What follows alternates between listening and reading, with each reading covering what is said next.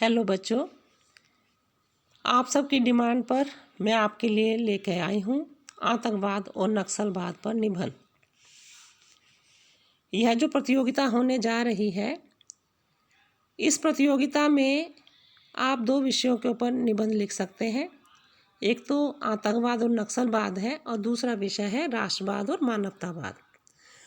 राष्ट्रवाद और मानवतावाद पर मैंने यूट्यूब पर वीडियो डाल दी है, आप वहाँ से मैटर ले सकते हैं।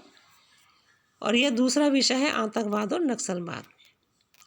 बच्चों, इससे पहले कि मैं निबंध प्रारंभ करूं, आप कृपया मेरे चैनल को सब्सक्राइब करें और यह वीडियो भी आप लाइक करें और शेयर करें। तो चलिए प्रारंभ करते हैं आतंकवाद और नक्सलवाद। आतंकवाद और नक्सलवाद हिंसा और भय फैलाने के दो पर्याय हैं।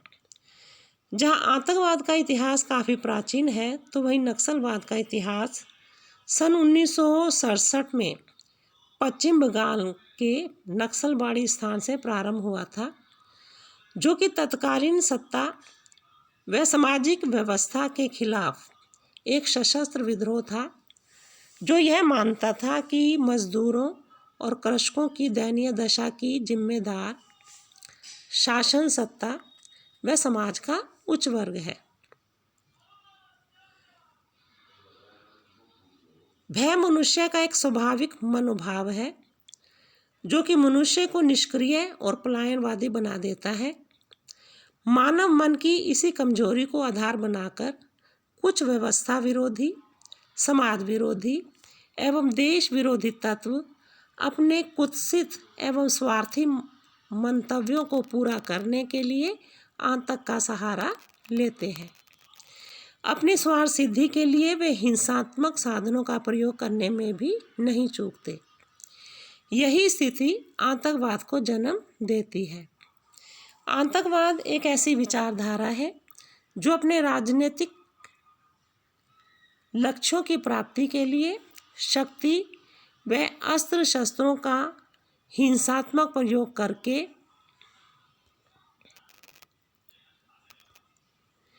विरोधी वर्ग, दल, समुदाय या संप्रदाय को भयभीत करके उस पर विजय प्राप्त करने में विश्वास रखती है। इस विचारधारा के लोग अपनी उचित एवं अनुचित मांग मनवाने के लिए घोर हिंसात्मक एवं अमानवीय साधनों का प्रयोग करने लगते हैं। आज न केवल भारत अपितु संपूर्ण विश्व आतंकवाद की गहरी मार झेल रहा है। अमेरिकी राष्ट्रपति जॉन एफ कैनेडी की हत्या, भूतपूर्व प्रधानमंत्री इंदिरा गांधी और राजीव गांधी की हत्या, फ्रांस के शर्ली एब्दो पत्रिका के कार्यालय पर आतंकवादी हमला, अमेरिकी इमारतों पर हवाई जहाज से हमला, अपनी अनुचित मांग मनवाने के लिए इंडियन एयरलाइंस के जहाज का अपहरण करके अफगानिस्तान ले जाया जाना, ऐसी अंतर्राष्ट्रीय आतंकवादी घटनाएं हैं जिन्होंने संपूर्ण विश्व को हिलाकर रख दिया।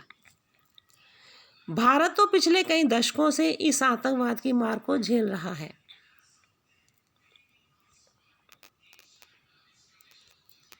कभी इसकी संसद पर हमला होता है, तो कभी ताजमहल होटल पर, कभी पुलवामा में हमला होता है, तो कभी कुपवाड़ा में, कभी जम्मू कश्मीर से पंडितों को मारकर भगा दिया जाता है, तो कभी कश्मीरी युवकों के हाथ में पत्थर पकड़ा दिए जाते हैं। जो कोई भी इनके विरुद्ध आवाज़ उठाने का प्रयास करता है, उसे भी मार दिया जाता है।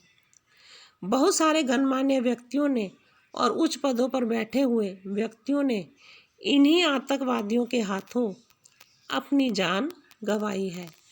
संपूर्ण विश्व में और भारत में आतंकवाद की जितनी घटनाएं हुई हैं, अगर उन्हें लिखना प्रारंभ किया जाए तो संभवतः पूरी एक पुस्तक बन जाए।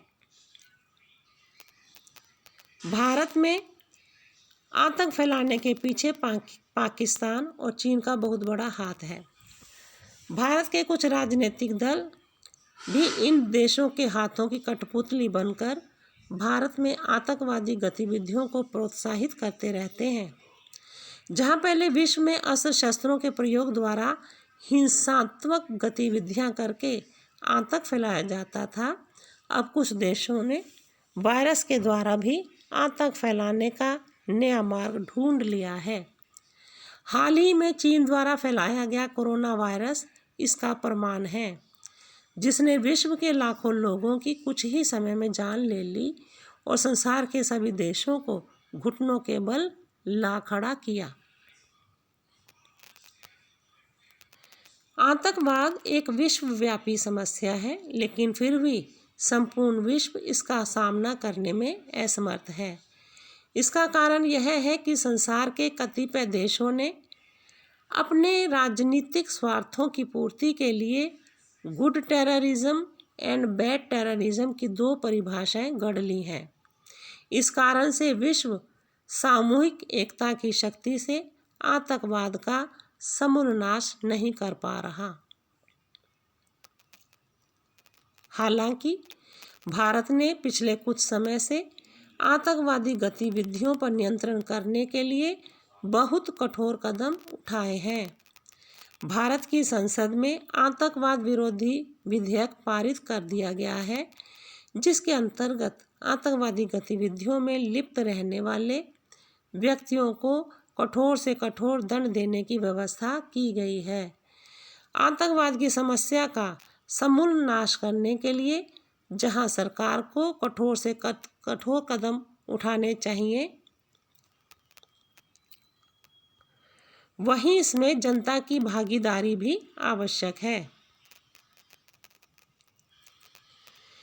यदि लोग अपने समाज में सजग प्रहरी बन जाएं और समाज में होने वाले किसी भी प्रकार की अनुचित गतिविधि के प्रति सचेत रहें और वे लोग जो आतंकवादियों को प्रश्रय देते हैं उनका पर्दाफाश करने के लिए साहस जुटा सकें, तो इस समस्या का समूल नाश करने में देर नहीं लगेगी। दूसरा, समाज में ऐसी परिस्थितियां उत्पन्न की जाएं कि व्यक्ति के मन के अंदर बुरे भाव पोषित ही न होने पाएं और यह संस्कार परिवार के स्तर से ही देने प्रारंभ कर देने चाहिए। अधिक से अधिक रोजगार देकर